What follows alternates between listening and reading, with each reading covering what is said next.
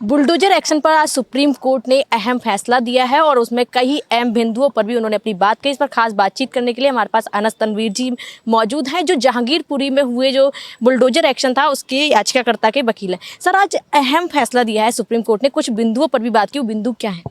देखिए, supreme court ने सबसे पहले स्टेट को याद दिलाया है सेपरेशन ऑफ पावर के बारे में कि सज़ा देने का अधिकार सिर्फ और सिर्फ न्यायालय का है, स्टेट का नहीं है। साथ ही साथ कोर्ट ने याद दिलाया है कि जो राइट टू शेल्टर है, कि छत होना एक मौलिक अधिकार है और बिना कानूनी प्रक्रिया के उसको नहीं हटाया जा सकता। साथ ही साथ कोर्ट ने गाइडलाइन दी हैं। गाइडलाइन में ये कहा है कि एक तो नोटिस दिया जाएगा, नोटिस चस्पा किया जाएगा उस प्रॉपर्टी को जिसको डिमोलिश किया जा रहा है, 15 दिन का वक्त दिया जाएगा, वो नोटिस डीएम साहब को भी भेजा जाएगा रियल टाइम में, ताकि बैक डेटिंग ना हो सके नोटिस की। साथ ही साथ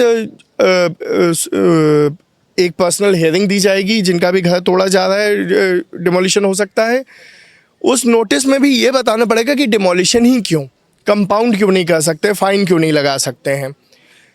जब पर्सनल हियरिंग होगी उसके भी मिनट्स ऑफ मीटिंग रिकॉर्ड होंगे। अगर डेमोलिशन पे ही बात आती है फाइनली, तो जो अधिकारी उसमें हैं उनके नाम लिखे जाएंगे, जो पुलिस वाले हैं उनके नाम लिखे जाएंगे, और उसकी रिपोर्ट भी कमिश्नर को या डीएम को, जो नोडल ऑफिसर अपॉइंट होगा, जो 1 महीने में अपॉइंट होना है, उसको भेजी जाएगी। तो सुप्रीम कोर्ट ने कहा है कि एक व्यक्ति के जो दोषी होने पर पूरे परिवार को सजा नहीं दे सकती, क्योंकि घर जो है वो एक सपना है। इस पर क्या कहेंगे? कोर्ट ने ये कहा है कि दोषी को का भी घर नहीं गिराया जा सकता है, आरोपी छोड़ी दोषी का घर भी नहीं गिराया नहीं जा सकता है। और कलेक्टिव पनिशमेंट सिर्फ इंटरनेशनल लॉ नहीं बल्कि हर तरह के कानून में एक किसी भी सिविलाइज सोसाइटी में बहुत बुरी, यानी इट्स लुक डाउन अपॉन।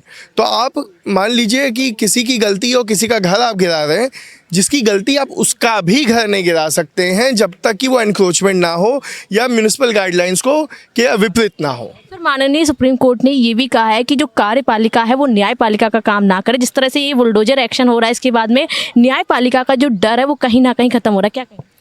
बिल्कुल, देखिए, रूल ऑफ लॉ का जो ताना बाना है वो बड़ा हल्का, बड़ा पतला महीन होता है।